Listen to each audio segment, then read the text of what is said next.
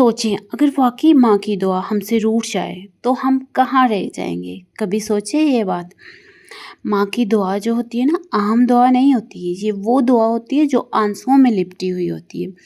ये वो दुआ होती है जो नींदें कुर्बान करके मांगी जाती है। ये वो दुआ होती है जो अर्श को हिला देती है। ये वो दुआ होती है जो आसमान को झुका देती है।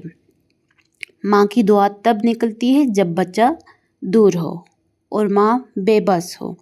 वो अल्लाह से कहती है, या अल्लाह मैं कुछ नहीं कर सकती हूँ, तू ही मेरा सहारा है। और यही वो लम्हा होता है जहाँ अल्लाह ख़ुद मामला संभाल लेता है। जहाँ अल्लाह ख़ुद मामला संभाल ले तो वो लम्हा कैसा खूबसूरत लम्हा होगा।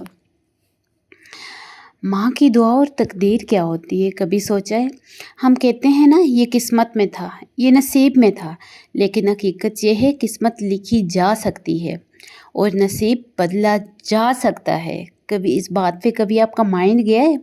माँ की दुआ से कितने ही लोग जिनके पास कुछ नहीं था, न सिफारिश न सहारा, लेकिन माँ एक थी जो सजदे में रोती थी और अल्लाह ने ऐसे रास्ते खोल दिए जिनका कोई तसव्वुर भी नहीं था।